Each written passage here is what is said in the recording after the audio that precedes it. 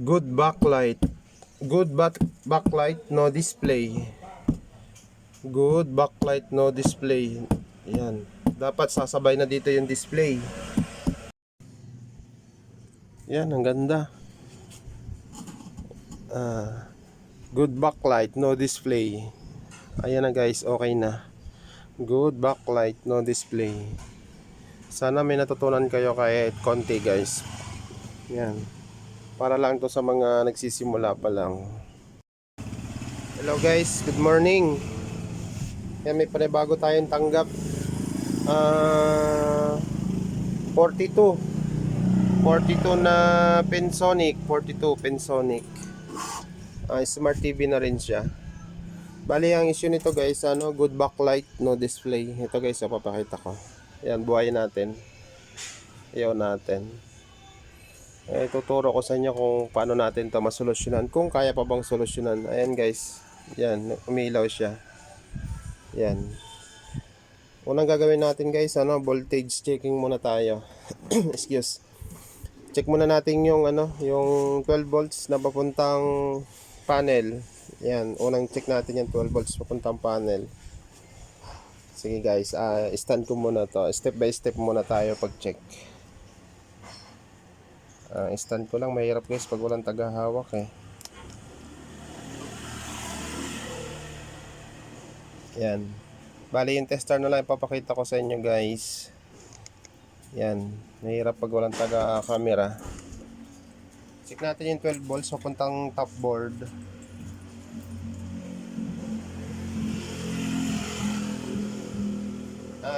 Ito pala bali yan guys Pakita ko muna yung harapan ng screen. Umilaw na yung backlight niya guys eh. Yan guys Yan. Yan guys, yan. May backlight siya pero wala siyang display. Pero naka-on na siya. Ayun, naka-green na indicator niya. Yan. Susolusyonan natin yung ganyang problema guys. Voltage checking tayo.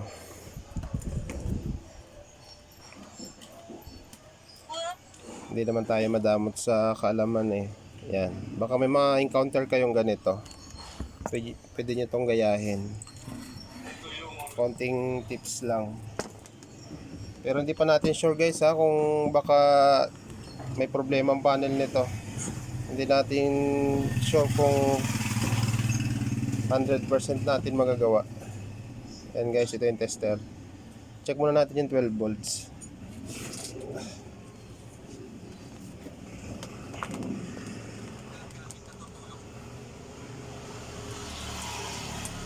Hindi tayo kukuha sa LVDS.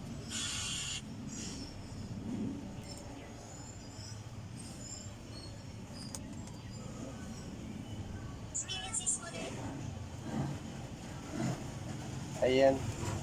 Present yung 12 volts niya guys. Tapos buhay yung backlight. Ibig sabihin, ang problema nasa panel. Nasa screen. Sa screen ang problema sa top board. Check tayo ng top board. Dito naman tayo sa, yan, voltahe pa rin. Check natin yung VGL, VGH nya. Kung may supply.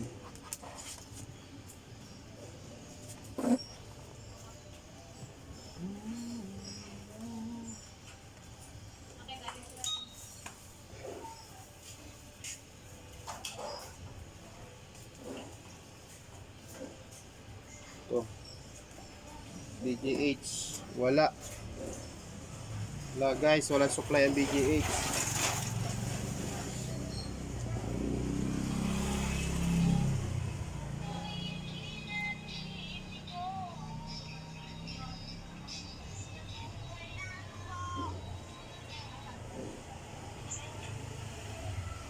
Wala din.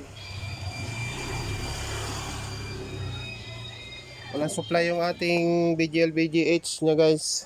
Yung DC-DC natin walang nilalabas na supply. Check natin yung mga guys, yung top board kung makaka-recover. Yan.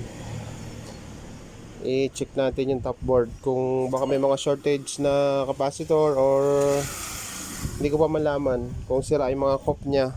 Itong mga cop.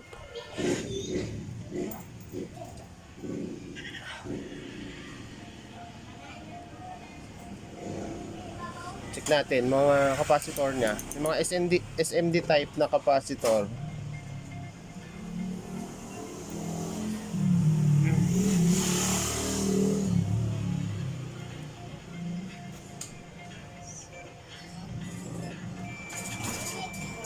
Hoy, may mga buzzer na SMD type na capacitor ah.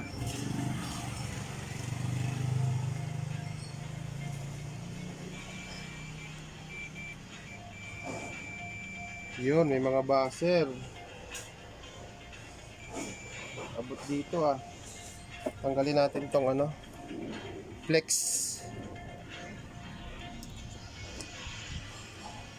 Tanggalin natin yung flex. Tingnan natin kung saan problema. Step by step tayo guys. Yan, tinanggal ko muna. Tingnan pa natin kung shorted pa rin yung SMD dito na capacitor. Hindi ko gaano mapakita sa inyo guys kasi wala akong wala akong cameraman.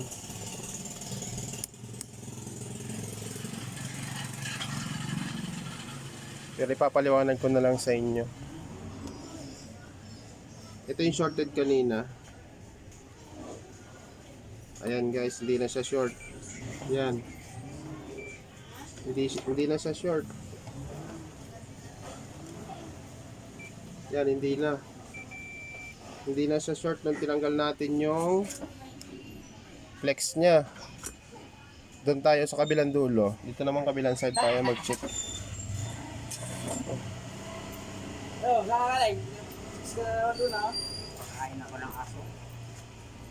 Ayan guys, dito naman sa kabila. Oy, shorted yung ibang SMD capacitor dito.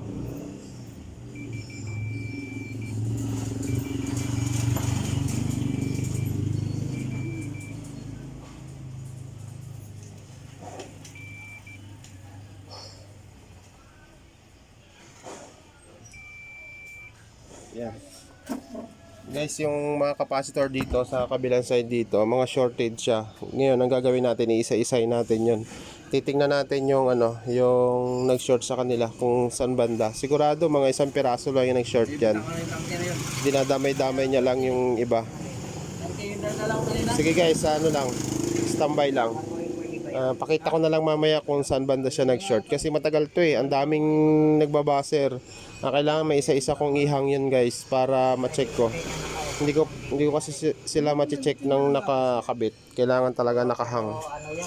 Ihang natin yung mga resistor na may continuity. Yan, nakita na natin yung salarin.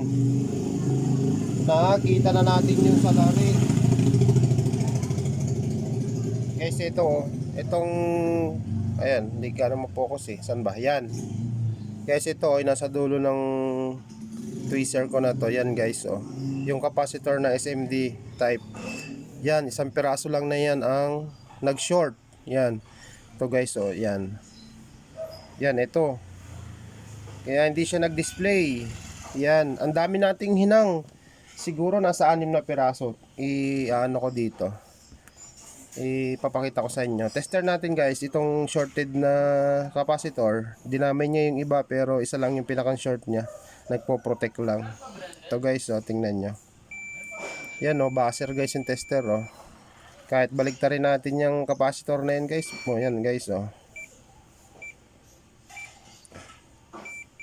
Yan buzzer siya Yan.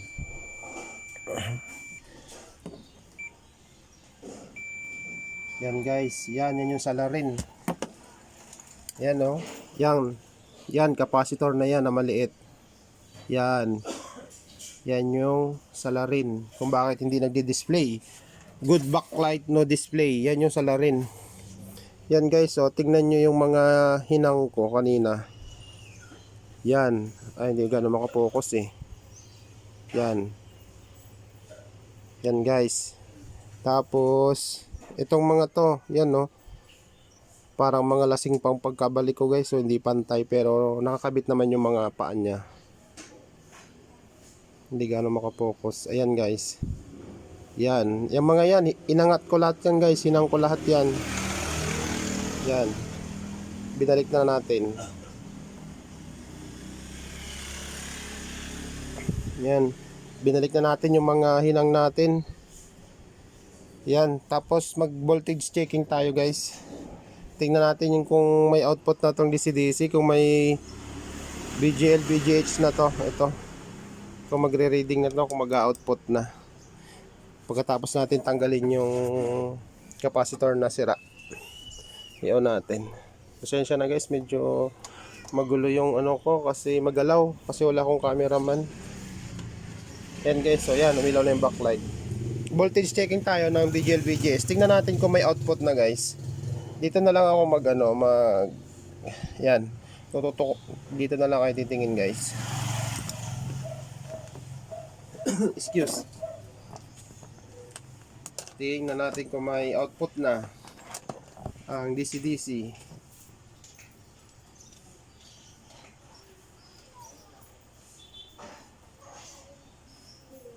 BGH.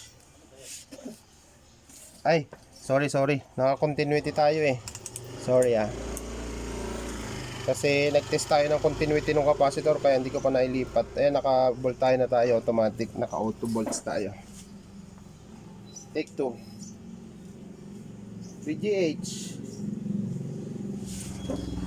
Yan guys, oh. May 26 volts na. Yan, 30 BGH. Okay na guys.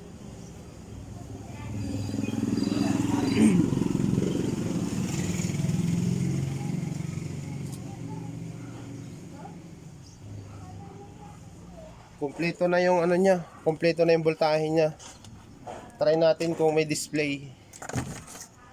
Kung may display na sana walang guhit or sana makinis. Oh, ayan. Guys, so may no signal na oh. May no signal na. Very good. Thanks Lord. Try natin patayin ulit. Tapos buhayin natin.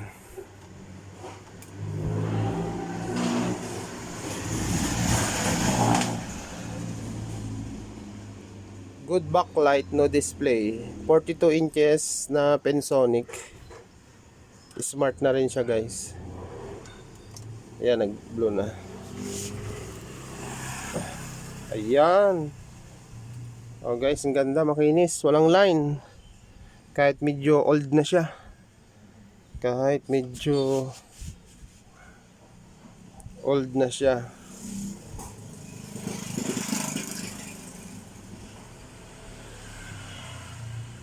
Ayan guys, okay na. Ipifix na natin. Tapos pwede na rin nating tawagin yung may-ari nito. Okay guys, ayan. Naka-EB.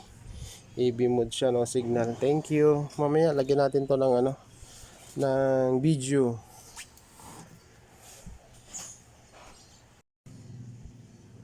Yan, ang ganda. Good backlight, no display. Ayan na guys, okay na. Good backlight, no display. Sana may natutunan kayo kahit konti guys. Yan.